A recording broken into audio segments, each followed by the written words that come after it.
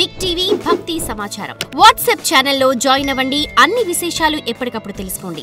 దీక్ష దీక్ష అంటే ఆ కాలమునందు మీరు తెలుసుకోవడం తెలుసుకోవడం తెలుసుకోవడం తెలుసుకోవడం. దాహం వేసింది, ఎంత దాహం వేసింది అని నేను అడిగాను అనుకోండి.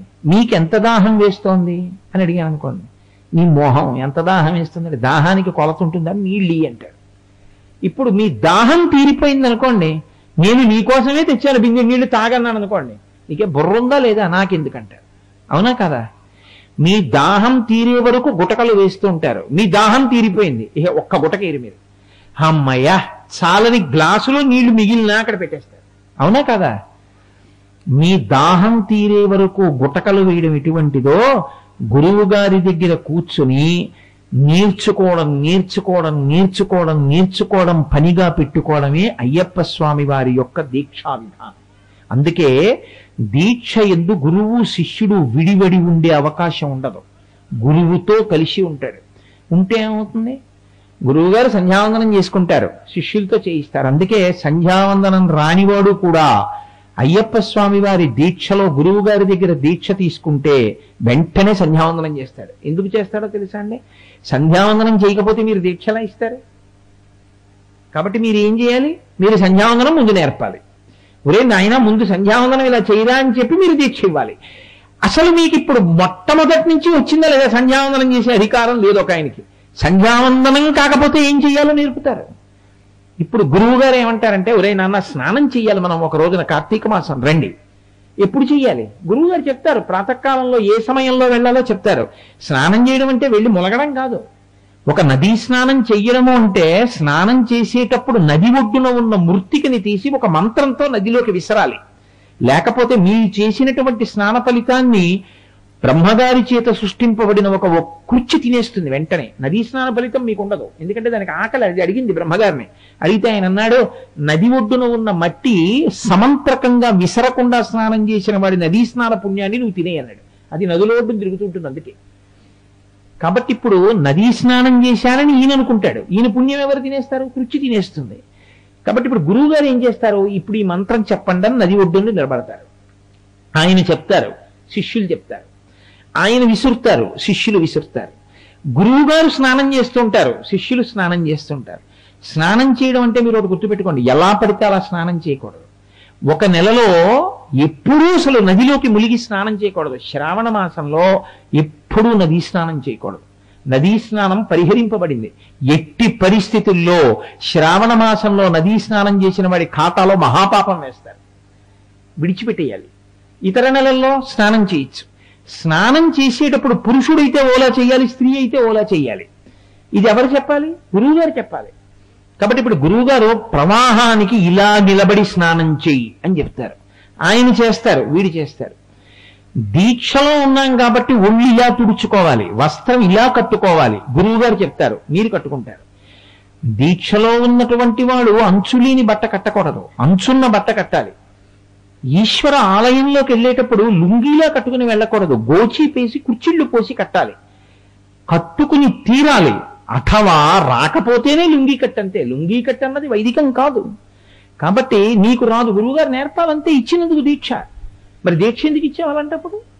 కాబట్టి ఇప్పుడు ఒరే నాయన పంచెని ఇలా కట్టాలరా, పంచకట్టు అంటారు. పంచకట్టు అంటే 5 చోట్లే నలగాలి పంచె.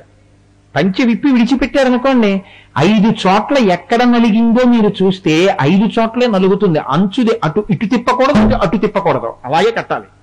పంచ కట్టంటే 5 చోట్ల కానది నొక్కితే 5 ఇంద్రియముల మీద శక్తి వస్తుంది. కాబట్టి పంచకట్టు ఏం అనవసరంగా పెట్టారనుకుంటున్నారా? ఉపనయనంలో ఎందుకు కడతారు మేఖల? ఎందుకు ఇస్తారు దండం, మోదుక కొమ్మ? ప్రతి దానికి అన్వయం ఉంటుంది. నువ్వుల నుండి దీపం ఎందుకు పెట్టిస్తారు కార్తీక మాసంలో? దానికి ఒక పెద్ద ప్రయోజనం ఉంటుంది. Science has agreed it. ఒప్పుకుంది, నిజమే, వాళ్ళు చెప్తున్నది యథార్థం, ఋషులు చెప్పింది అని. కాబట్టి ఇప్పుడు గురువు గారు నేర్పుతారు. మీరు 41 రోజులు దీక్ష పూర్తి చేశారు. ఇప్పుడు మీకు ఏమైందంటే తండ్రి పిల్లాడికి నేర్పినట్టు గురువు గారితో కలిసి తిరగడం వల్ల పంచ కట్టుకోవడం దగ్గర నుంచి మీరు ఇరుముడి కట్టుకుని వెళ్ళడం వరకు గురువు గారిదే ఆరాధన. మీరు వెళ్ళడానికి వీల్లేదు శబరిమలై. మీ దీక్ష పూర్తవ్వాలంటే గురువుగారు అనుమతించాలి. అనుమతించేటప్పుడు ఆయన ఇరుముడి కడతాడు. ఇరుముడి అంటే ఇరు అంటే రెండు, ముడి అంటే రెండిటిని ముడేయడం. ఏ రెండిటిని ముడేస్తాడు? ఈ శరీరాన్ని లౌకికంగా పోషించుకోవడం, లౌకికంగా దీన్ని పోషిస్తూ ఈశ్వరుణ్ణి చేరుకోవడానికి దీన్ని వాడుకోవడం, ఈ రెండు నేర్పడం, ముడేయడం, అది ఇరుముడి. అది ఎవరెయ్యాలి? ఒక్క గురువుగారే వెయ్యాలి, ఇతరులకి రాదు అది.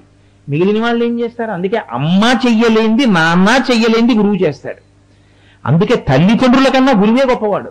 తల్లి అన్నం పెడుతుంది, శరీరాన్ని పోషిస్తుంది, మళ్ళీ పుడుతుంది శరీరం. తండ్రి శరీరం ఇచ్చాడు, ఐశ్వర్యం ఇచ్చాడు, మళ్ళీ పుడుతుంది శరీరం. మళ్ళీ పుట్టవలసిన అవసరం లేని జ్ఞానం ఎవరిస్తారు? గురువుగారు ఇస్తారు. ఇది ఇవ్వడం ఇరుముడి, రెండిటిని ముడేస్తాడు. ఒక పక్కనంతా యాత్రకెళ్లేంత వరకు ఈ శరీరం పోషింపబడడానికి కావలసిన పదార్థం ఇస్తాడు. అందులో ఏదో చింతపండు, మిరపకాయలు, పప్పు, ఉప్పు, బియ్యం వేస్తారు. రుచికి తినద్దని చెప్తారు. వండుకో, ఇంత పులుసు, ఇంత అన్నం, ఓ నది ఒడ్డున కూర్చో, నివేదన చెయ్యి, ఆ పదార్థాన్ని కలుపుకొని మౌనంగా తిను.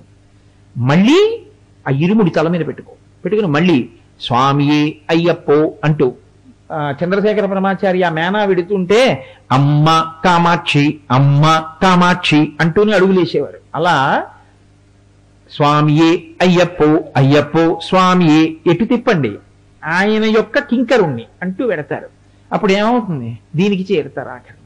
ఇదే బాల్యాదిశ్యపి జగ్రదాదిషు తథా సర్వాస్వస్థాస్యపి వ్యావృత్తా స్వనువర్తమానమిహిమిత్యంత స్ఫురంతం సదా స్వాత్మానం ప్రకటీకరోతి భజతాం యో ముద్రయా భద్రయా తస్మై శ్రీ గురుమూర్తయే నమయిదం శ్రీ దక్షిణామూర్తయే. అందుకే దేవతల తల మీద కాలు పెట్టగలిగిన శక్తి వచ్చిందన్నారు. గురు సంపర్కం వచ్చింది కాబట్టి ఆయన పూర్ణా పుష్కళ సమేతుడు కనుక 18 మెట్లకి పైన ఆయన కూర్చున్నాడు. 18గా పడుకున్న వాళ్ళు ఎవరో తెలుసా అండి? సిద్ధులు. 18గా పడుకున్నవి గొప్ప గొప్ప దేవతా స్వరూపాలు.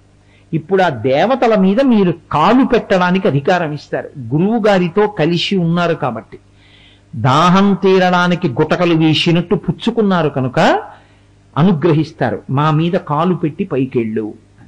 ఇప్పుడు ఈ 18 దాటి ఈశ్వరుణ్ణి దర్శనం చేస్తారు. అది ఆద్యంతము గురువైభవంతో కూడుకుని ఉంటుంది. అందుకే దీక్షితుణ్ణి చేయడము అంటే తండ్రి వెంట పిల్లలు వెళ్ళినట్టు. తండ్రి వెంట పిల్లలు చూడండి, చిన్నతనంలో నాన్నగారు ఎట్టెడుతున్నారో అటు పరిగెత్తుకు వెళ్ళిపోతుంటారు. అంతే, ఇటు చూస్తూ ఉంటారు, అటు చూస్తుంటారు, కానీ నాన్నగారు వేలు విడిచిపెట్టరు. ఒకవేళ వేలు విడిచిపెట్టినా తండ్రి వాడు చేయబట్టుకుంటాడు. మీరు గమనించండి జాగ్రత్తగాను. ఎక్కువ జనం లేకపోతే చిటికిది వేలు ఇచ్చి తండ్రి పట్టుకోమంటాడు. ఎక్కువ జనం ఉన్నారనుకోండి, నువ్వు నా వేలు పట్టుకోవడం కాదు, నేను నీ చెయ్యి ఎట్టుకుంటానంటాడు. ఎందుకని వాడు వేలు వదిలిస్తే అందుకని తను పట్టుకుంటాడు చెయ్యి. ఎప్పుడు తనని పట్టుకోవాలో, ఎప్పుడు తాను పట్టుకోవాలో తెలుసున్నవాడు గురువు. ఇది గురువు యొక్క ప్రజ్ఞ. అలా పట్టుకుంటాడు. ఆయనతో పట్టుకోవడం వచ్చిందనుకోండి, నిజంగా అయ్యప్ప స్వామి యొక్క దీక్షా విధానం స్కాందం ఎలా చెప్పిందో అలా మీరు గురువు గారి యొక్క సహచర్యంలో 42 రోజులు మండలం పాటు దీక్ష చేస్తే నీ జీవిత విధానం మారిపోతుందంతే. అంత గొప్పగా ఉంటుంది. 1 గంటలో ఎంత మార్పు వచ్చేస్తుందో గురువుగారితో తిరగడంలో.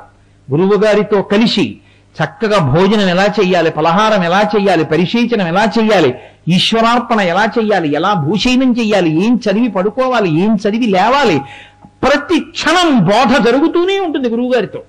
అంతేకాని గురువుగారు ఓ చోట తాను ఓ చోట ఉండదు. అయ్యప్ప స్వామి పూజా విధానంలో మీకు మంత్రోపదేశం అయితే ఒకసారి ఉపదేశం చేసి విడిచిపెడితే మీరు మంత్రానికి అక్షరాలు చేసుకోవాలి, లేకపోతే మీరు రుణపడిపోతారు. అయ్యప్ప స్వామి విధానంలో అలా కాదు. గురువు మీకు దీక్షను ఇచ్చాడంటే పట్టుకుంటాడు. గురువు గారు కూడా మిమ్మల్ని పట్టుకుని మీ వెంట తిప్పుకుంటాడు, తిప్పుకుని మిమ్మల్ని ఉద్ధరిస్తాడు. మీకు దర్శనం అయ్యేంత వరకు, ఇరుముడి కట్టి పంపేంత వరకు ఆయనే బాధ్యత. అంత గొప్ప స్వరూపం లోకంలో అయ్యప్ప స్వామి యొక్క స్వరూపం. For more videos like this, subscribe Big TV channel.